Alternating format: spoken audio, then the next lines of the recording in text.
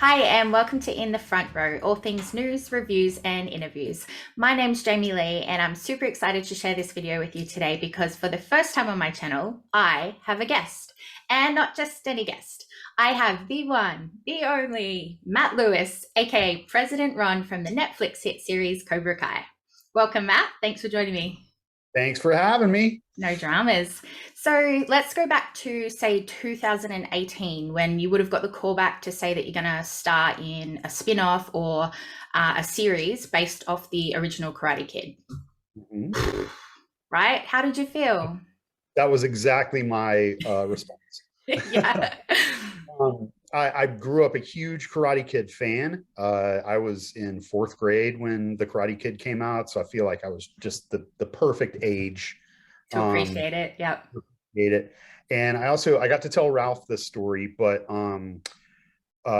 my family moved for the first time to a different state, and I was the new kid in a new town for the first time this summer that the Karate Kid came out.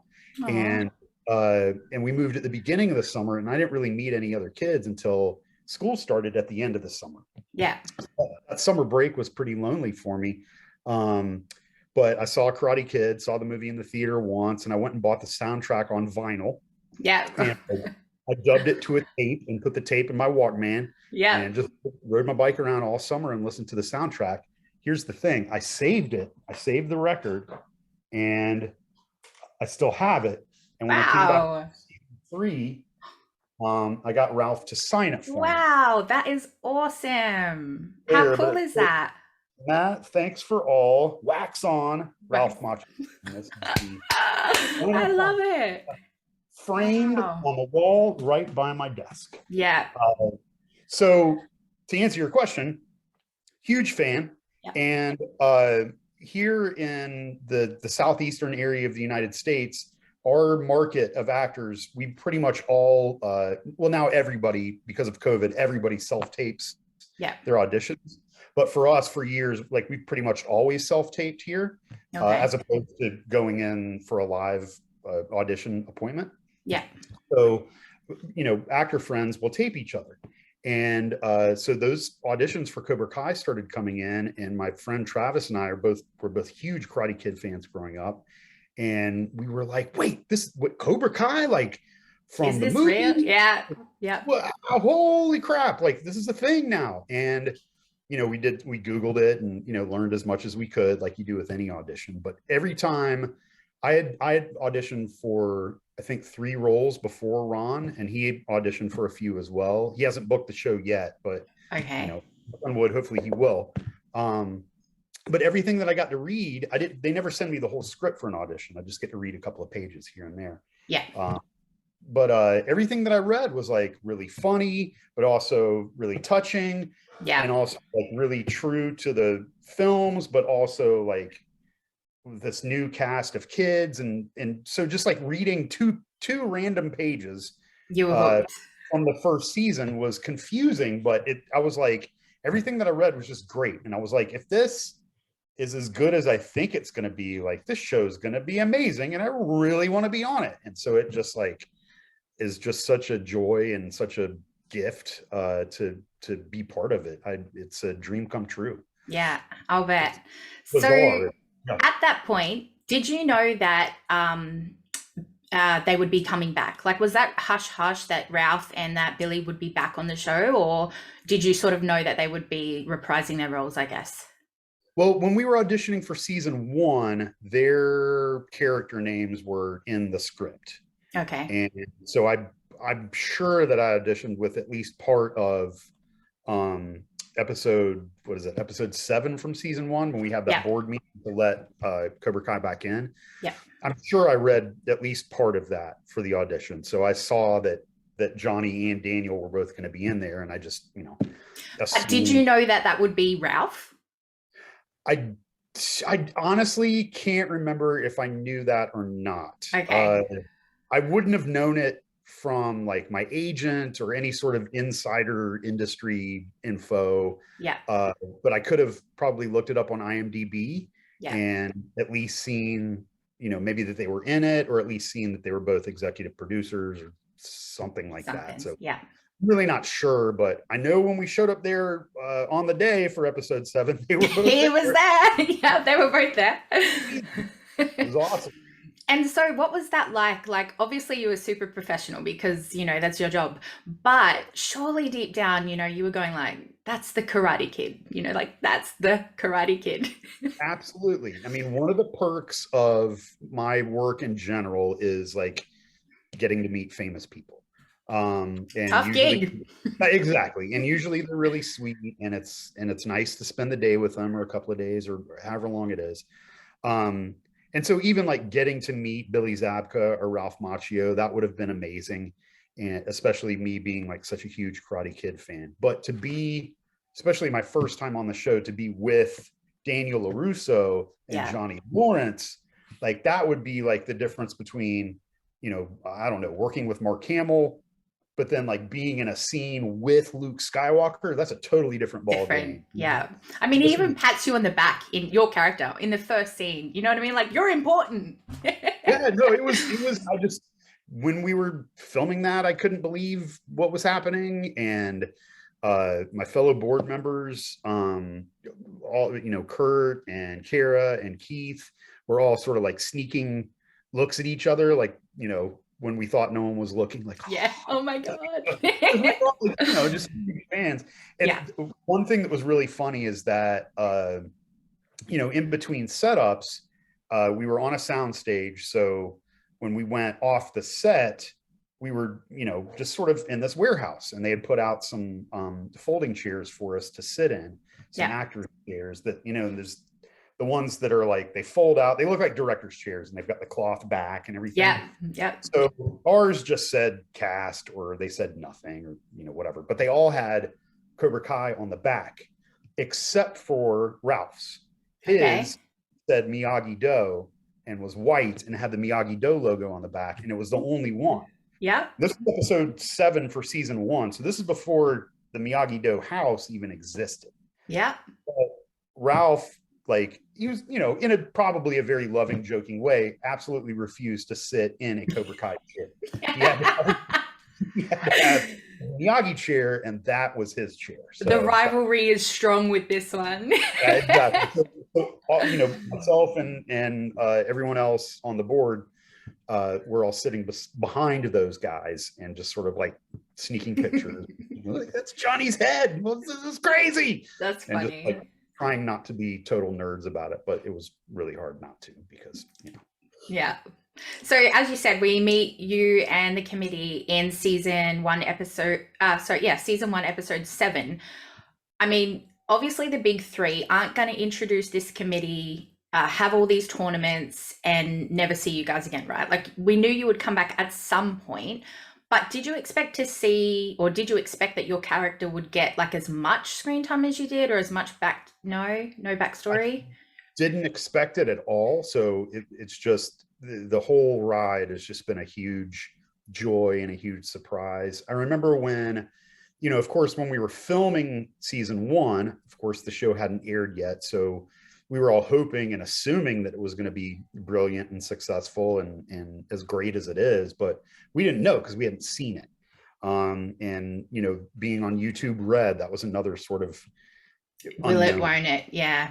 So we were all sort of hoping for the best. And when we came back to film episode 110, when we came back for that first tournament, the season 1 tournament, we filmed that, and that was cool. We were there for the whole week. So, you know, even in that episode, we just have like one little small scene, but because we were sitting there through the whole tournament, we were there and saw it all. Time. Yeah. Really neat.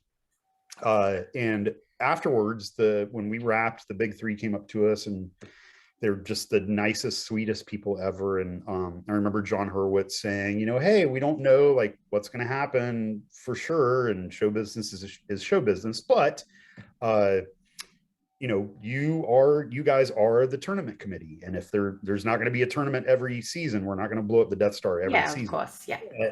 When there is a tournament, if there's going to be another one, then you guys are going to be back for it, because you are now part of the Cobra Kai universe. I don't think it was called the Miyagi-verse yet. Yeah.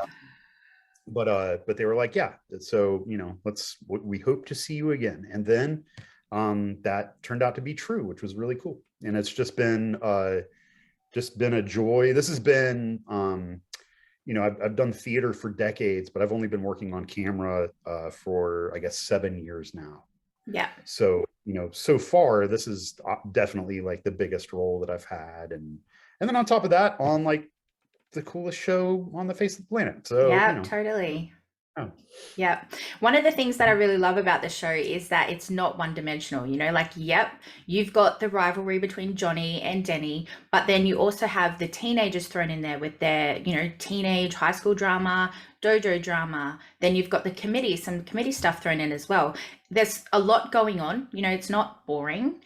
I really liked that, I really liked that. Yeah, that wasn't so, you know what I mean? Yeah, well, it's not. It's definitely like a loving continuation of the films. So that's great. But they also like took that source material and did something like even cooler with it, like even more, which is great. It appeals to middle-aged folks like myself and teenagers and younger kids, and I think there's something in it for everyone. Sure. But I think my favorite thing about the show is that it's usually just so wildly unpredictable. And a lot of times the writers will, the big three will sort of say like, yeah, here's that thing that you were expecting, but never mind, here's this other thing, and that's, and I love it when they take, internet fan predictions and sort of tease us with it, but then like, flip it around. Gotcha, like, suckers. Yeah, exactly. Here's the better idea. We're actually professional writers. So here's the thing that is actually really cool, Yeah. So that was going to be one of my questions, actually. Like, do you or the cast members, the big three, do they look at the theories and the predictions? Like, I made one myself, and when I made the video about my predictions for season five, all I kept thinking was like, that's unreal. Like, surely that's dumb. They're not going to do that. And then I thought, I've seen crazier predictions than that. Like, what's the craziest thing you've heard or seen?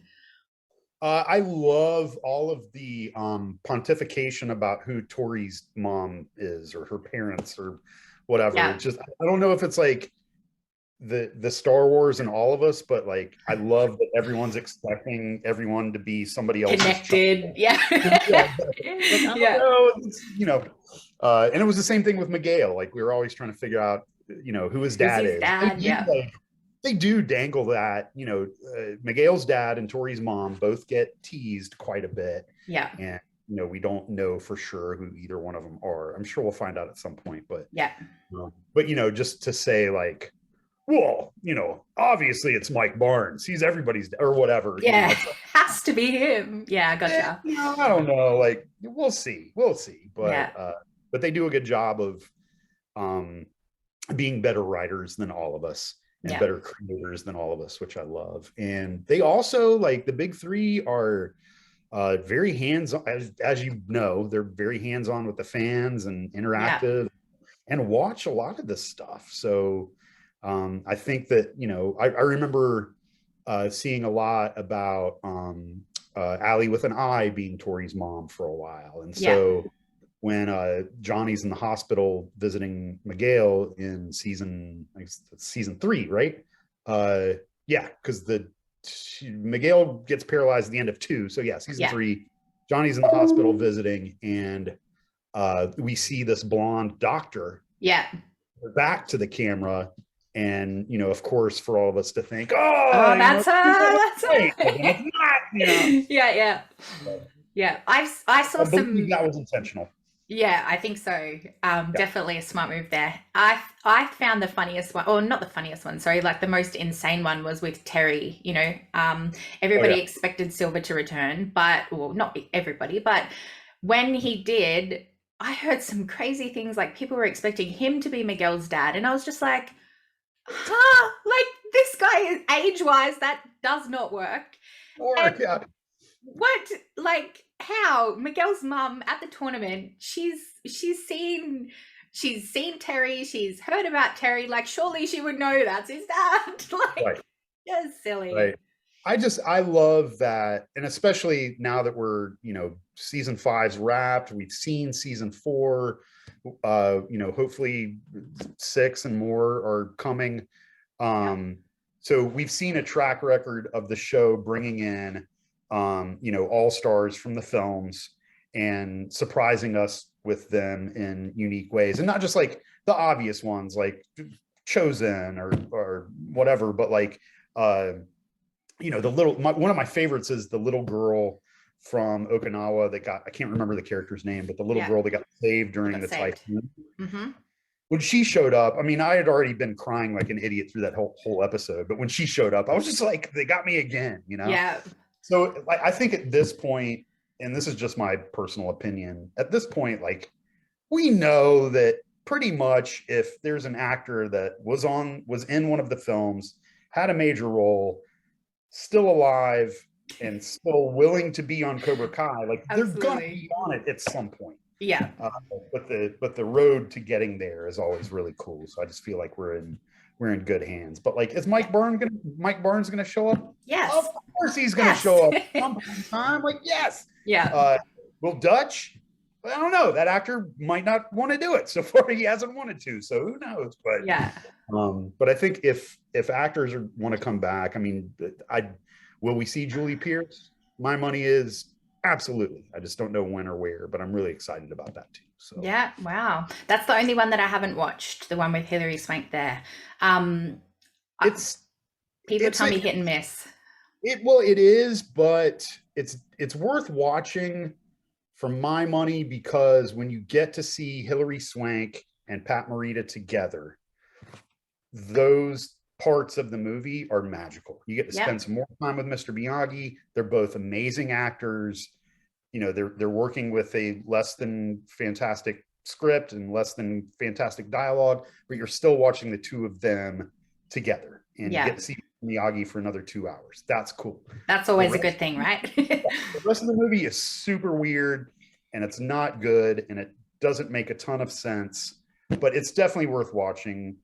I would say I love everything that Thomas Ian Griffith has been doing on Cobra Kai, but I would say that the next Karate Kid, I enjoy it overall more than the Karate Kid 3, which I'm not a huge fan of. Right.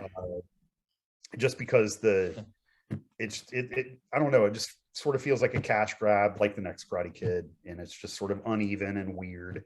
Fair enough. Yep. But it is what it is, and that's just my opinion. But. Yep.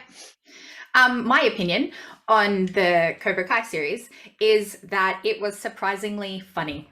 I did not expect it to be as funny as it was. There's some really serious things that are mentioned in there. There's the PTSD with Kreese and the war. There's family drama. There's bullying, and they introduced cyberbullying, which, probably wasn't around back when Johnny in 84, So there's a lot of serious topics, but they're so light the way that they're addressed. It's not like you're sitting there going, oh, that's a deep topic, or, it's fun. And they try and just address those issues in such a fun or funny sort of way. Did you find that? Yeah, absolutely. And it's one of my favorite things about the show. I love, and especially the way that that sense of humor has been able to continue to develop and expand. The ongoing joke of Johnny Lawrence just not understanding technology. Anything. Yep. Hilarious. Yeah, not understanding anything. That's one of my favorite lines in the whole season 4. What was that? Sorry, I missed that one. What was your favorite? What's an Uber?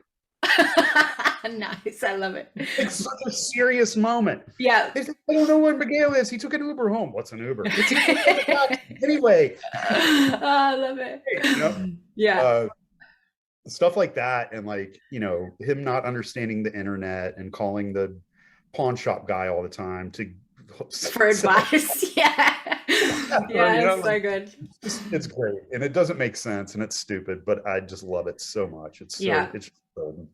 And the fact that because that's real life too. I mean, we are constantly dealing with really serious issues in our lives, but then there's also this sort of undercurrent of absurdity if you look at it in a different way. And so like, I think Cobra Kai is like pretty real, even though it seems like kind of there. It's really about these like two dysfunctional parents that aren't very good parents, and they didn't have good parents themselves. Neither one of them had good father figures. They're trying to be better father figures, but at least in the first couple of seasons, they're both awful at it. Yeah. Like, Daniel Larusso is a horrible father to his son. Yeah. He's super worried about Johnny's son. Meanwhile, his own son is in neglect. Oh, not neglected, but yeah. I mean, he's not starving to death, and he's got a roof over his head. That's yeah. Plenty of money. But because he's not involved with karate, he's sort of like pushed him to the side. Do you know what I mean? Like, oh, he just wants to play Xbox or whatever. He's sort of not neglected, but ignored, I guess, in that sort of way. Yeah, and well, and it's that's what I'm saying. Like, it's true, and it's real. I mean, if you look at Daniel LaRusso, like, he didn't grow up with a brother, he didn't grow up with a dad, so like his parental instincts for a son aren't there. Kind of weak, you know. He knows how to deal with his daughter better than his boy. Yeah. And that's a good thing, that he's a good father to Sam. But you know, and the same thing with Johnny. Like, he's all worried about Daniel's son, but doesn't take care of his own, you know. So yeah. So I saw in an interview, or I read, or something like that Carrie Underwood joined the show because she was tweeting, you know, how much she loved the show. So first things first, I'm thinking I got to get a Twitter. Like, I need to tell these guys how much I love the show so I can get on board. But I'm also sitting here thinking, like, when are we going to see the Amazing Spider-Man, Andrew Garfield, swing on in to Cobra Kai? He loves the show. We all love the show, but he has openly said that he loves the show as well. Yeah. I want to see him in there. Who do you want to see? Yeah. Who's your all-time celeb that you would want to see on the show? Oh gosh, I don't know. I mean, I guess I could just pick like any celebrity that I love. That you liked. Yeah. But who do you think would fit? Like, because I like Andrew as well. But honestly, I really like Gina Gershon. You know, she was in Brooklyn Nine-Nine. She's been in Riverdale. She's going to be in Borderlands, which I'm super excited about that. I love that game. But she just plays like badass, really good. You know, like she's this just so bad. And I think that would be like a really good addition to like Cobra Kai, or I don't know, a future partner for Terry. I don't know. But I just feel like she would really fit in the show. So I guess I'm asking, who do you think would fit in the show?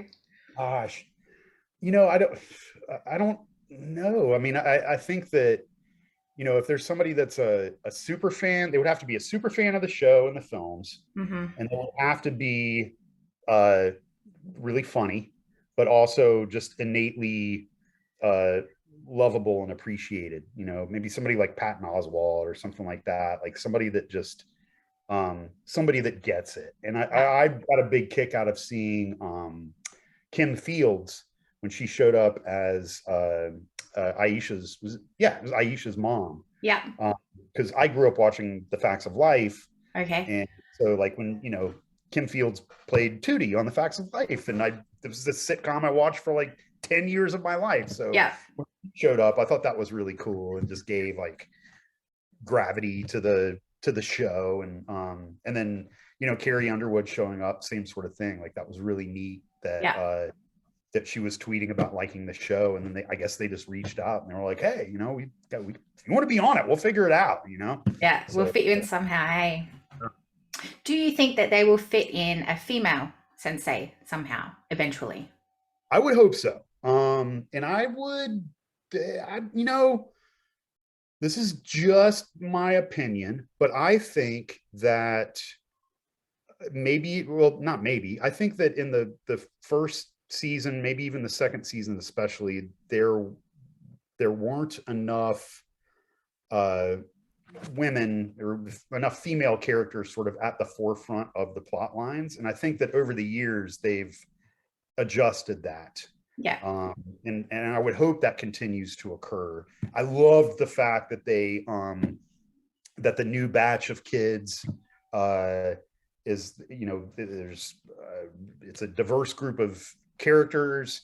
I love that. I love the fact that there's multiple females that have like really intriguing storylines. So like, hell yeah, there should be a female sensei. And I'm really curious to see, like we all are, how the structure and the power dynamic of the three dojos, if there continues to be three dojos, like what is going to happen? Yeah. How can we unravel the knots of season 4 and where will the chips fall there? Yeah. Because it's funny you say that, because with Terry, this is what I took from the show anyway. I don't know, maybe I missed something with the writing, but I thought that Cobra Kai was banned because of him, because of Mike Barnes, right? So I'm sitting here thinking, if the committee were going to ban Johnny Lawrence, opening up Cobra Kai, when Kreese took over, yeah, fair enough. They're sort of together, and then Johnny backed off, and then it was Kreese. And now that Kreese is gone and Terry is going to take over and like blow up all these dojos and really, start a franchise out of this, surely the committee can jump on board and say, hey, weren't you the reason that, Johnny got banned to begin with, or Cobra Kai was banned to begin with? I think that or will that be swept under the rug a little bit? I mean, there are a lot of, if you're trying to get like 100% logic out of Cobra Kai, like sometimes sometimes you just have to buy the fact that like it's a drama series. Yeah, at the end of the day, it's a show about kids kicking each other in the face. It's about karate battles. I mean, just inherently right there, the fact that like an entire high school gets torn up because of a karate battle, or like the Larusso household gets destroyed during Christmas because of a karate battle. Yeah. Those aren't necessarily like realistic anyway, but it's a show about, I'm not expecting that. I don't want that, So, if they figured out some sort of way to bring Terry Silver back and whatever, my justification has always been that the current committee wasn't necessarily the committee that was there in 1983. I mean, we were, I think around that time, we were all probably in the tournament too. Yeah. We probably all sucked. Yeah, the rejects. Right. But when we were the B team, the C team, but when we were high school, we were, involved in martial arts as well. It took over the Valley in the 80s. Yeah. So whoever was in charge then, by the time Ron and Daryl and George and Sue come on board, they're, I think at some point in time, somebody had to take all of that all those hard copy files and like enter them into a computer database somewhere. Yep. And if Ron was in charge of it, he probably screwed it up. You failed, yep. So they don't know about Terry Silver or Cobra Kai. Like, so, when they show up in season 1 and want Cobra Kai back, whatever, like I don't care, sure. There's only probably one person that would have cared, and that would have been George, right? He has one of the most dramatic lines in the show is when you guys are all making the call on letting the women's division come in and the skills and things like that, and I think you say like, write the letters or send out the letters, and then George pops up with God help us all. Yeah, God help us. Like, what? God help who? You are introducing a women's tournament and you are making out like the world is going to end. Right. That is so funny.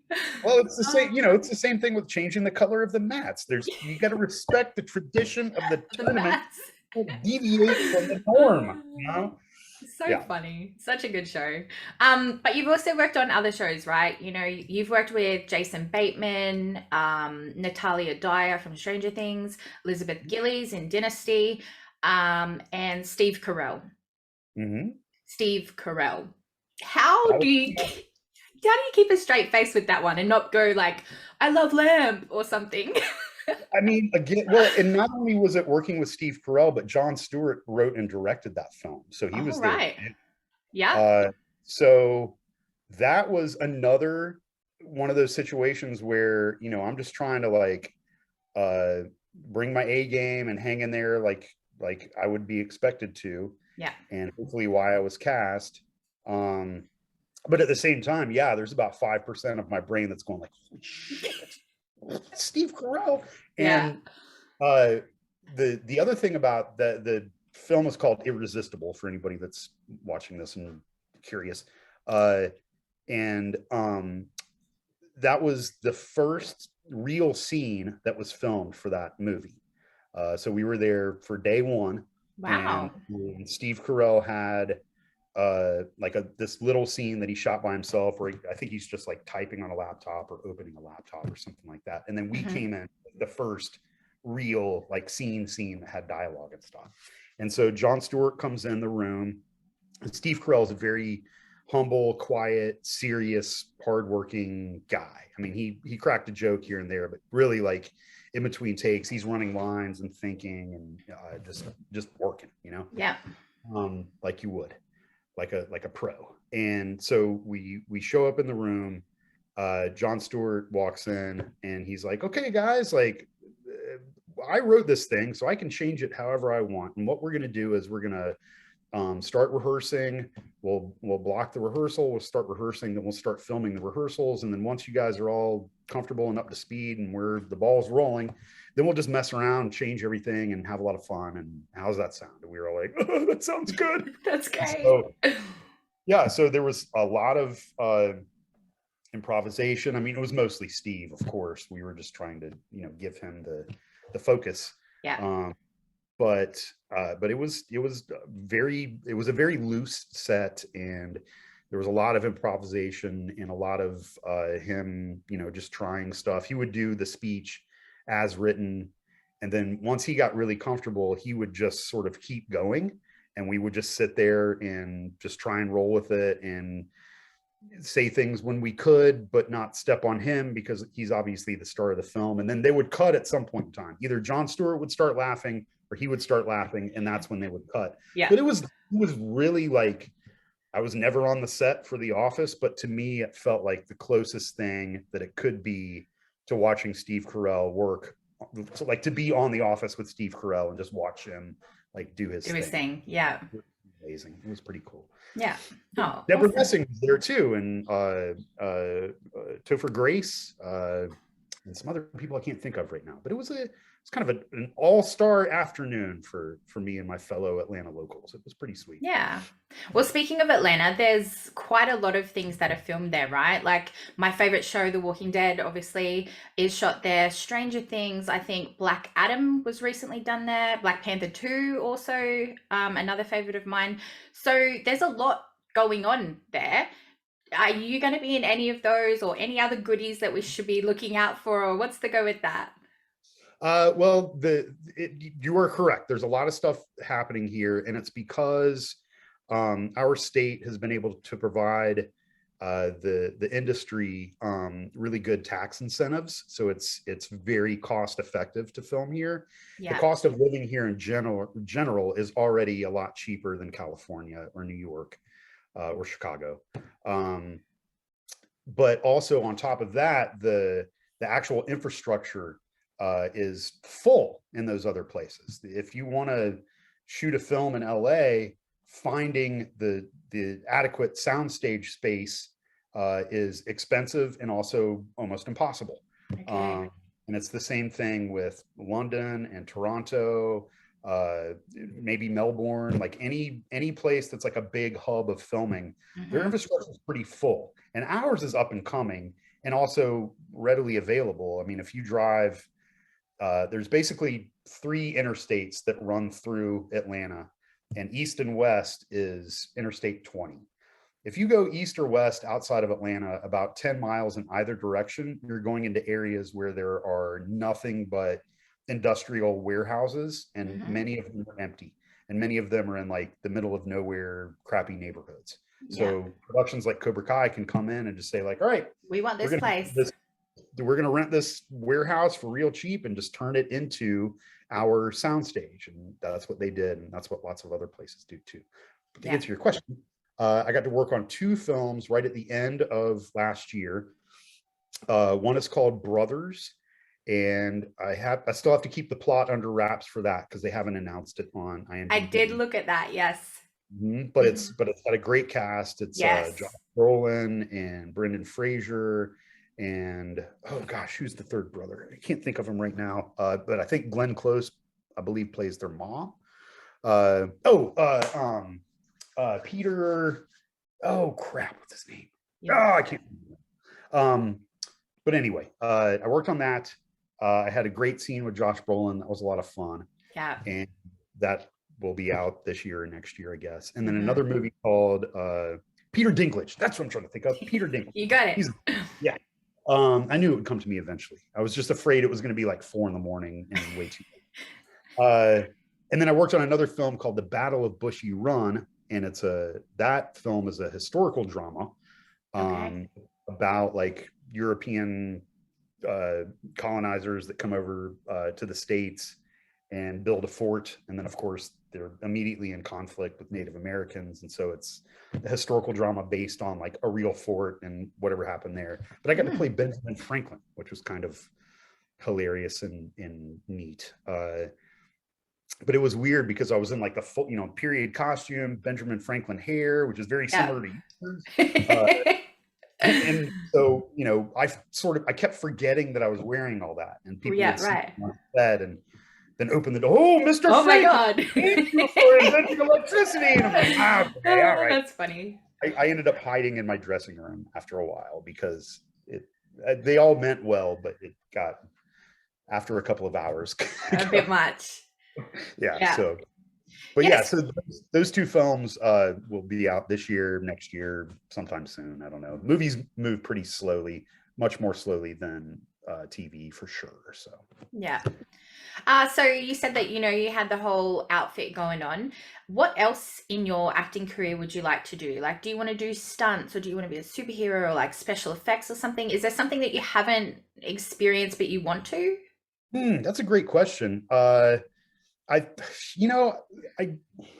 I'm asked questions like that, or any sort of form of that question, I always sort of realize that like, I think it's just the way I was trained and the way my brain works now that I'm almost 50, that I just don't think I can think about things in that way, because then I'm like yearning for these things that I don't have yet and may never have. And that's an easy way to go insane, especially as an actor, because there's so many variables that are out of my control. So the way that I always think about it is that, whatever I'm working on is a gift and a blessing. And if it's not perfect, so be it. I'm going to do my best. And then the best thing that I will ever do is the next thing that I get to do. So that way, like, I'm always looking forward. I'm always thankful of what's in front of me. And I can always keep working hard. But at the same time, I don't drive myself insane by going like, I was never on The Walking Dead, and I never will be. And that's me on a daily basis, and it's shutting down now. We've got the spin-offs and stuff coming, but my goal of being on that, my goal of being with Rick Grimes has ended. Right. Yeah, I've had plenty of auditions for The Walking Dead. Right. Really. But I haven't booked it or any of the spinoffs yet. Maybe it'll happen. But then again, maybe it won't. And it's another one of those things that is just like, it's out of my control, except for the fact that I can do my best and shoot my shot when I get one. But other than that, it's up to so many other things. But I will always know that I am a part of the Miyagi-verse forever. And that is a joy and a blessing. And especially because it's, I get to be part of a franchise that I grew up in love with, and I still am. That, no matter what happens, I could never work again, or I could end up being like the next Marvel superhero, and like, they put all the money into me, and I get like super jacked, and I'm like, fingers crossed, Thor's little brother, or whatever. I don't know, but no matter what, being part of Cobra Kai will always be one of the most special things that's ever happened. So. Yeah, absolutely. And I feel like that show, like one of the reasons why it's so it comes across as so authentic and real and I don't know, just so enjoyable to watch, I guess, is because everybody's sort of friends. Like it feels like everybody like gets along on set there. You know, you've got, when I look at all the socials and stuff, I see all the teenagers who are like always hanging out together. And then, I mean, you've got Peyton and Jacob who are like dating now. So like everybody's sort of friendly and gets along. I feel like that's one of the reasons why it comes across as, I don't know, real. Do you feel like that on set? Yes, what you're tuning into is absolutely correct. And in all my decades of being an actor, I mean, I'm 47. I started acting when I was 11. Like I said, you know, primarily theater. But Yeah. when you see something like that, what you're tuning into is a group of people that are joyful with each other, and that joy becomes palpable. So even if it's something that's really dramatic, like The Walking Dead, you're still obviously, like, it's just so apparent, at least to me, that you're seeing a group of actors that are family, that love each other, you know, probably for the most part on most days. Yeah. But like that connection just cannot occur no matter how hard actors try. Connections like that don't happen if there's not like a modicum of respect and friendship between the The group. And parties, yeah. the closer you can get to being a joyful, loving ensemble, the closer you get to overall success. And I think that that's one of the magical things about Cobra Kai, is that showing up there, no one that shows up there is just like clocking in for work. Yeah. You Yeah. know, I've been to other sets where it's like, ah, well, here we go. It's, you know, we're shooting episode 1 billion of whatever. And, you know, here I am once again. Everyone there is just so damn glad to be there. And, you know, that goes from the top all the way down. And I think that even goes to the fans too. Like I've seen so many of like even the big three doing interviews with, you know, nobody's like me. Like I haven't got an interview with them yet, but nobody's in the industry is what I mean. And yet they take the time out to do these interviews, or like other cast members that do these interviews, or even just little things like retweeting fans, or, you know, putting them in their stories, things like that. They are so interactive. And as a fan, that's really like, I feel appreciated, you know, like I feel like they like that I'm watching their show, or they, Yeah. yeah, I feel Yeah. appreciated, and it's really nice. And I feel like there might be other shows that do that. I know Walking Dead does a little bit of it, and Titans is pretty good at, you know, sharing the cosplays and things like that from the fans. But I feel like Cobra Kai definitely, you know, takes the lead with this one. They are very interactive with their fans, and yeah, it's really refreshing, I guess. I absolutely agree. And uh, they're great role models, and they're Yeah. great leaders, and they really set the precedent for all of us, definitely for me, in terms of how fun it is to be interactive with the fans and doing stuff like this. And just, you know, it's not, I'm not digging ditches here. I'm just, you know, talking to a new friend. It's no big deal, but it's something that, like, it's important to the show, but it's also fun. Yeah. Um, Oh, but thanks. like, but like the big three, like I remember when we were in for season 1 for 107, our first time on set, uh, at the dinner break, the four of us were eating dinner together because we just sort of had just met and we were friends and working together. Ralph was like sitting at a table pretty close to us, but he was sitting by himself. He was looking at his script. I didn't want to bother him. We were Yeah, of not course. on a break, you know, we were eating dinner. So it was just the four of us sitting, eating our food and chatting. And John walked up to us and thanked us for being there, and went around the table and complimented us on all of our auditions, not just the roles that we You booked, but the got, yeah. auditions that we had done before that. Hmm. He remembered all of them, Wow. really specific, commented on all of them, thanked us for being there. As a producer, creator, director, like, I'm not saying it's rare. Not only is it rare, extremely rare for somebody like that to do something like that, it's also completely unexpected, Yeah, for completely sure. unnecessary. Those guys are like 5,000 times cooler than they need to be. Yeah. I would still say that they're sweet and cool. But the fact that they're just constantly above and beyond, they love to be there. When we were there for the committee meeting in 406, when we add the other elements of the tournament, John was not, he was with another unit shooting something else. Yeah. But he was on the sound stages, and he wrapped his a little earlier than we did.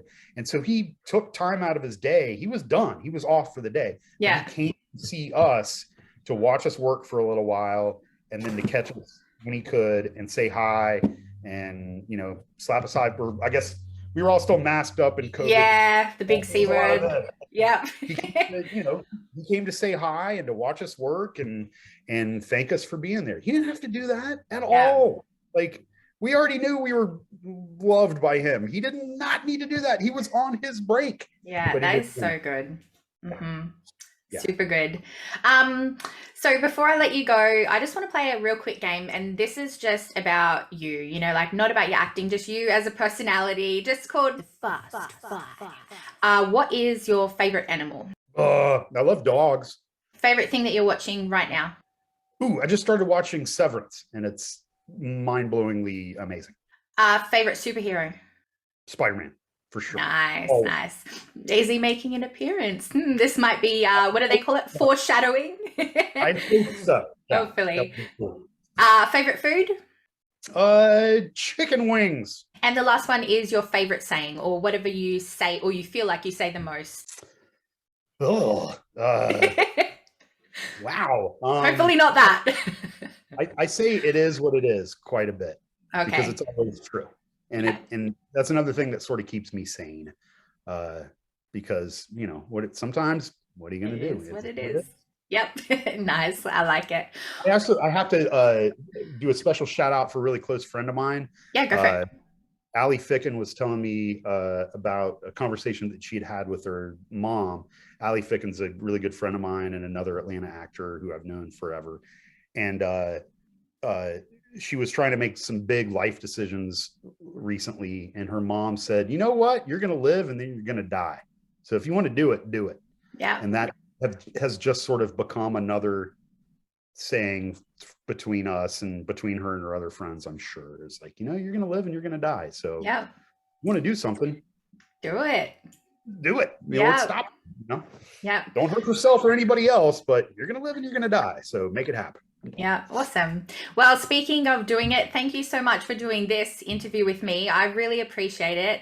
And hopefully we will see you on season 5 of Cobra Kai. Is it safe to say that? I can't say yes or no. Okay. Confirm or deny, but, you know, anytime that I'm such a fan of the show that anytime I get to see my face on the screen with everybody else's face, it's always a joy. It's a blessing. Yeah. Well, if not, hopefully we see you in something else on our screens. But yeah, thank you again. And I appreciate your time. No problem. Anytime. My pleasure.